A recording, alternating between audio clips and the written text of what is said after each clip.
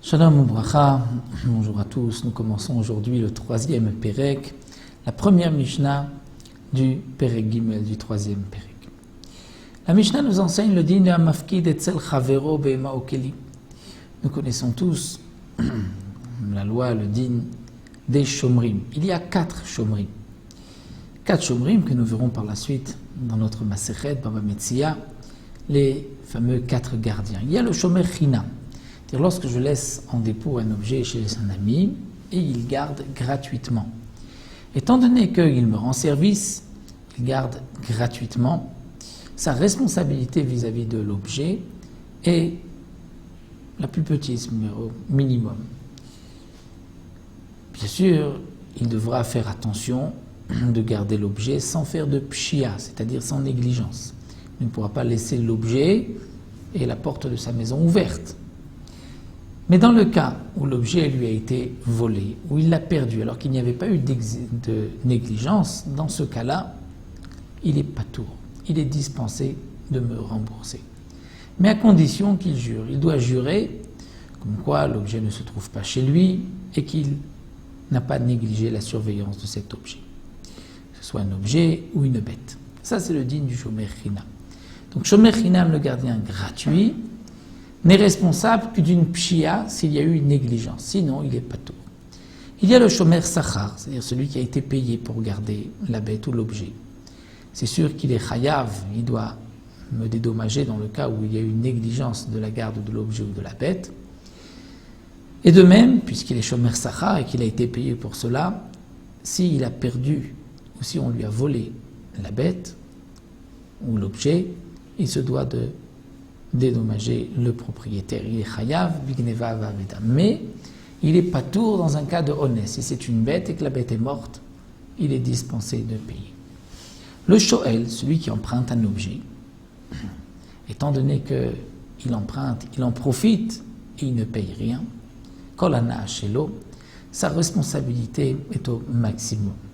Donc il est chayav, bien sûr, s'il y a une négligence, une pshia, si on lui a volé ou s'il a perdu, il doit aussi payer. Mais même si la bête est morte, il y a eu un cas de honnête, il est chayav, il doit payer. Sauf dans un seul cas, c'est meta mahmat melacha. C'est-à-dire si la bête est morte, mahmat melacha à cause du travail. Il a emprunté une bête pour labourer le champ.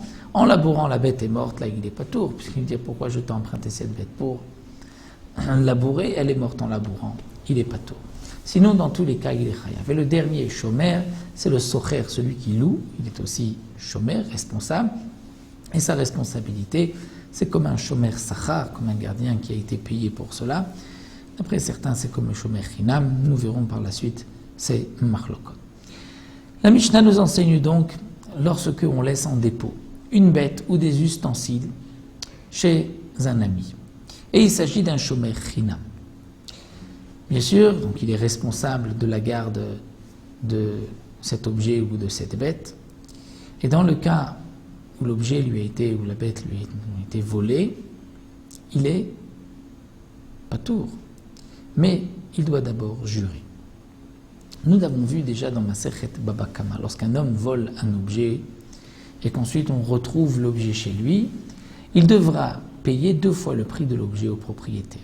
Et si c'est une bête qu'il a volée, il l'a ensuite vendue ou égorgée, il devra payer 4 ou 5 fois, dépensez le gros bétail 5 fois, le menu bétail 4 fois. Quel va être le din maintenant? Nous avons un shomer chinam, le gardien, qui garde gratuitement, je lui ai laissé une bête à garder. On lui a volé la bête, sans pshia, il n'a pas négligé la surveillance. Il y a eu une effraction et on lui a volé la bête. Il a donc la possibilité de jurer et il ne doit pas payer. Ou alors, il peut payer, ne pas jurer. S'il ne veut pas jurer, sortir un Sefer Torah, jurer sur le nom d'Akadosh Baruch Hu, il vaut mieux s'en abstenir.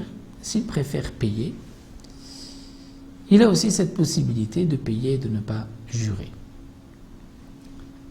Par la suite, on a retrouvé le voleur.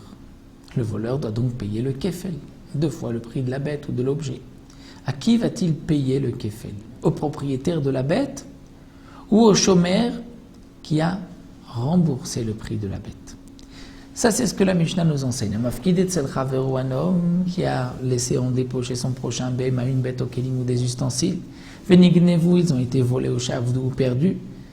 Shilem veloratzali shava, il a payé, il n'a pas voulu jurer. Share amou, parce qu'on a dit, par ailleurs, shomer chinam nishba viyotse, que celui qui garde gratuitement a la possibilité de jurer et de s'acquitter. Il n'a pas voulu jurer, il a voulu payer. Nimtsa ganav, si on trouve le voleur, mais shalem tashlum kefel, il devra payer 2 fois le prix de la bête ou de l'objet. Ou si tavach ou machar, si c'est une bête et que le voleur l'a égorgé ou l'a revendu, mais shalem tashlum arba vechamisha, il devra payer 4 ou 5 fois. Les mim et shalem, à qui devra-t-il payer? Les misha pikadon etzlo, à celui qui avait gardé, c'est-à-dire au gardien qui avait gardé la bête, étant donné qu'il a payé, le propriétaire de la bête lui a dit, au moment où il lui a donné, comme la Gemara explique,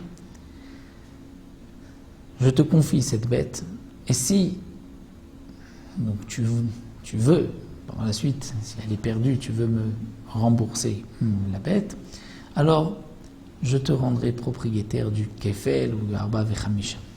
Même s'il me l'a dit, c'est comme si il l'avait dit au moment où il lui a donné la bête. Donc c'est le shomer qui récupérera le kefel.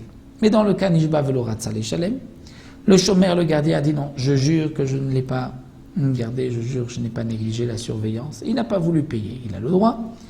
Mais nimtsa ganav, si on trouve le voleur, mais shalem tashlum kefel, il payera le voleur 2 fois le prix de la bête. Tavach ou machar, s'il a égorgé ou vendu, il payera Mshem Tashma Abba Vechamisha, à qui il payera 4 ou 5 pour le kefel. Cette fois-ci, Mshalem le Bala Pikadon, le propriétaire de l'objet de la bête, étant donné que là, le shomer n'a pas voulu payer à jurer, donc là, le kefel, l'Abba Vechamisha appartiennent au propriétaire de la bête. À bientôt pour la deuxième Mishnah.